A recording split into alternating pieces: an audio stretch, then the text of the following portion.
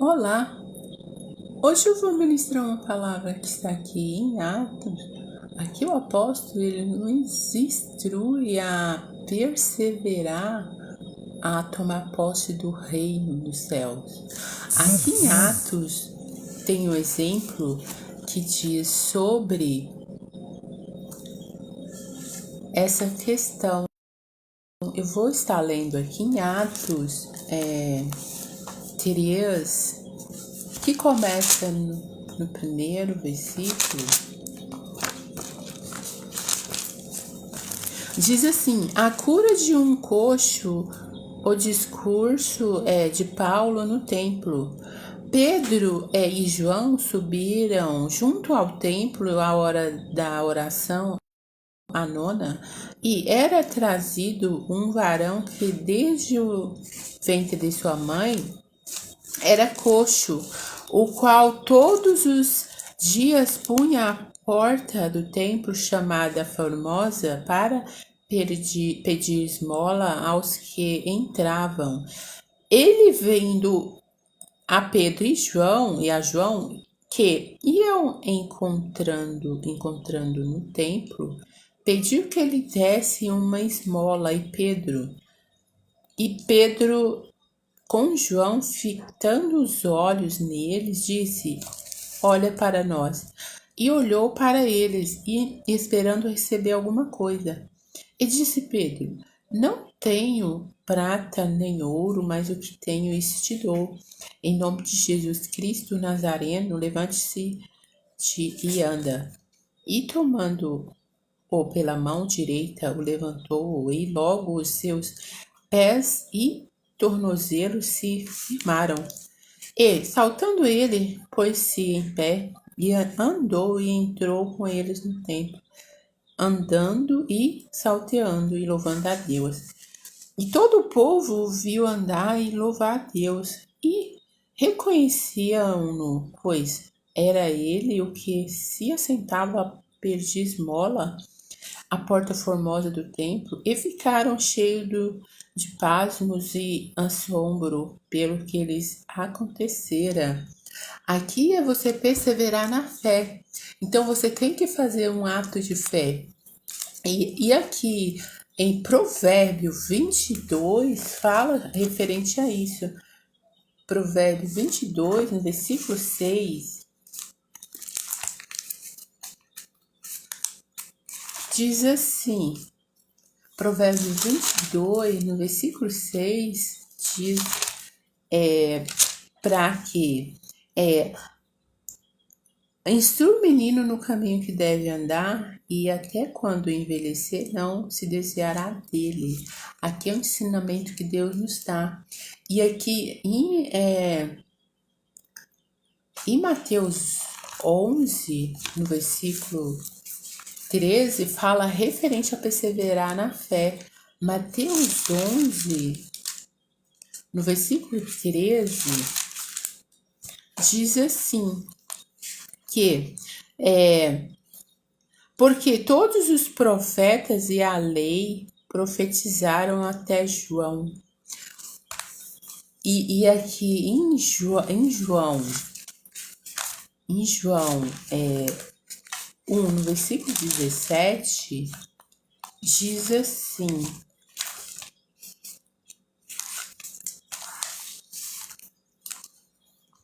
porque a lei foi dada por Moisés, a graça e a verdade vieram por Jesus Cristo. Hoje nós não estamos mais na lei, estamos na graça, em Jesus Cristo. E aqui em Mateus 11, no 12, Mateus 11, no versículo 12, diz assim: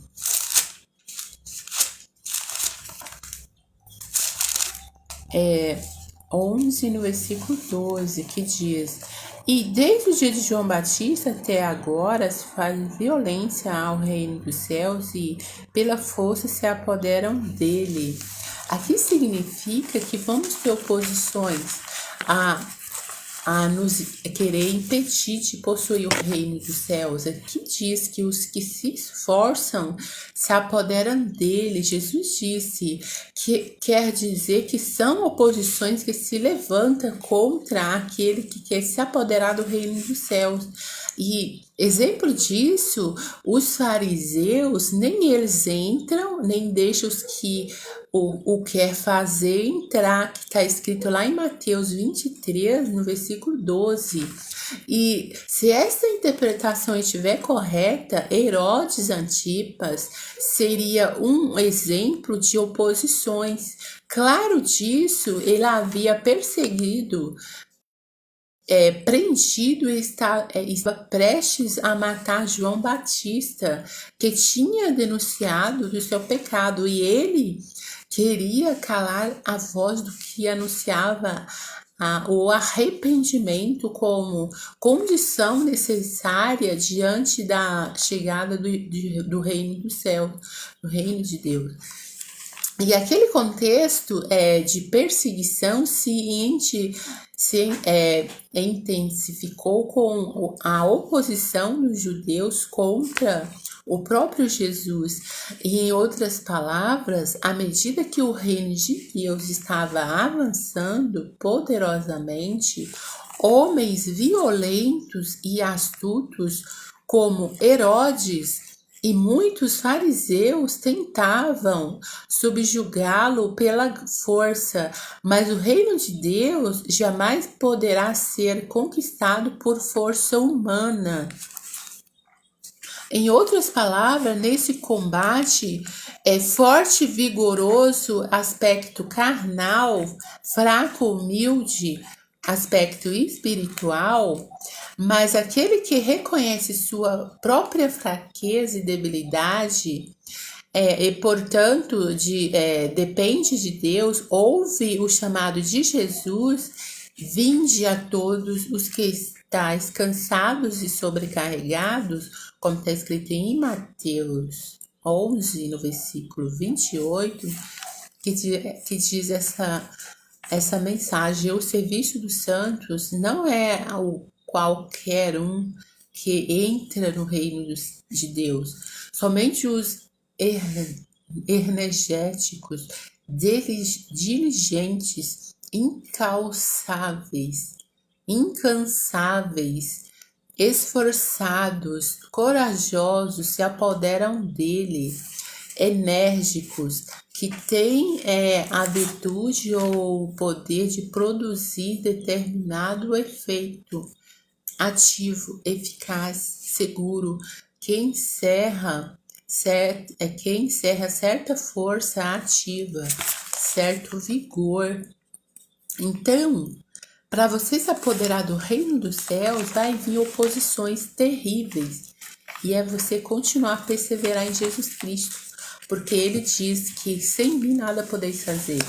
E se tem um ministério que seja pequeno há muitos anos, isso significa que Deus está com essa pessoa.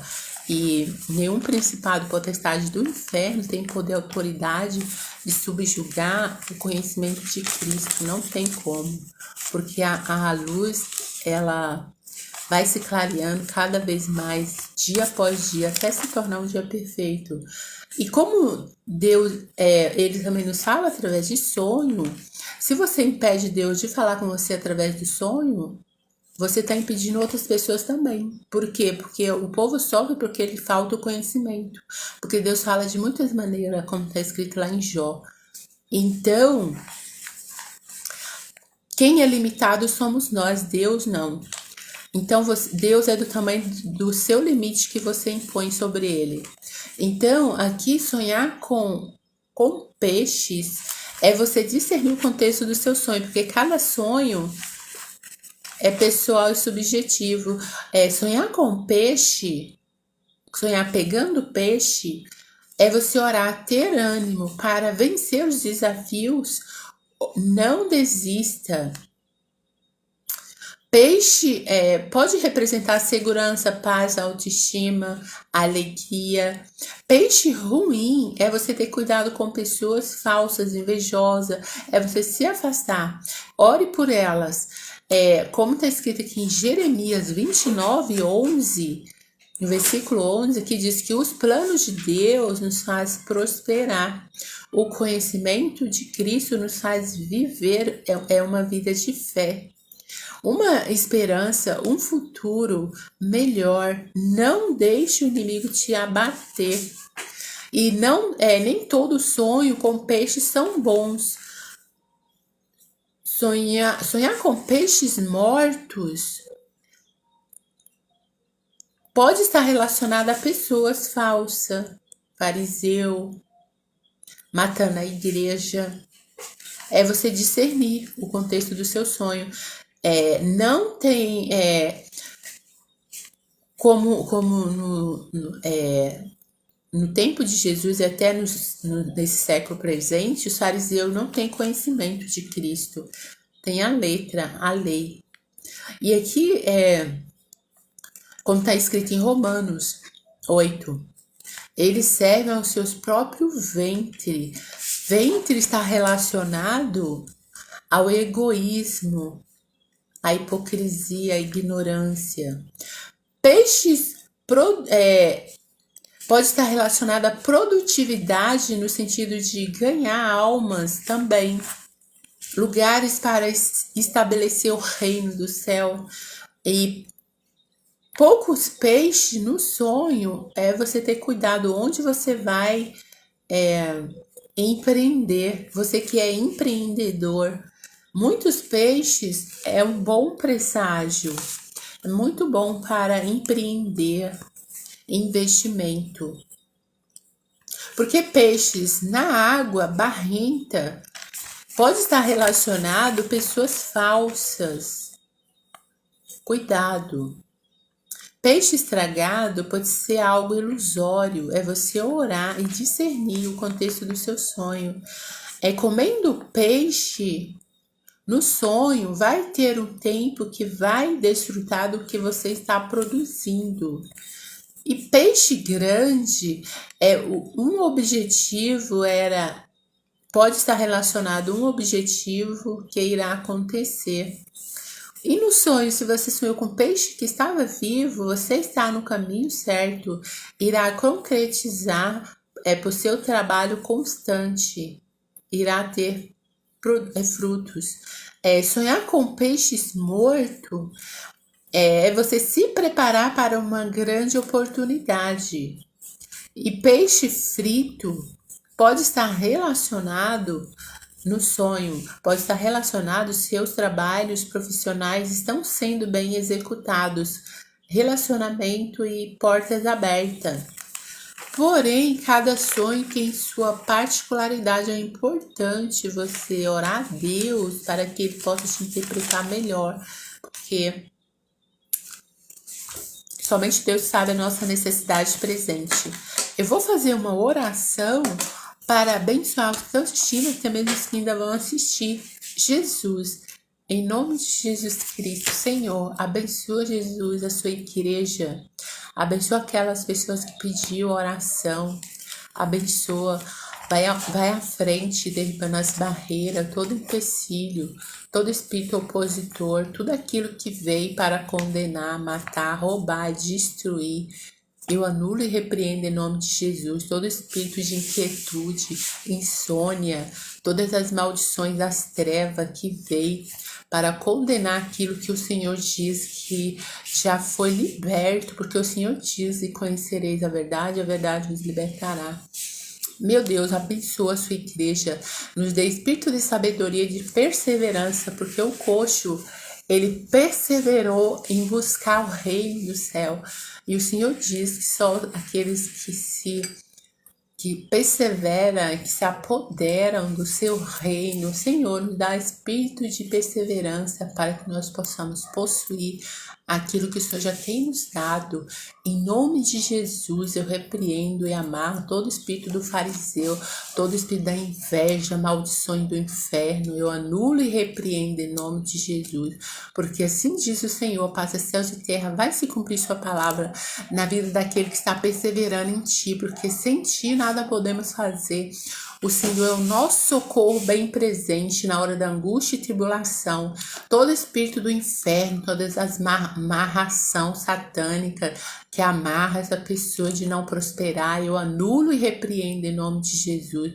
Porque o Senhor diz na sua palavra que passa céus e terra, vai se cumprir aquilo que o Senhor já tem nos feito conhecido. Senhor, abençoa, tirando todo o câncer, todas as maldições do inferno, todo espírito opositor, toda a ação do inferno que se opõe contra o reino dos céus, eu anulo e repreendo em nome de Jesus.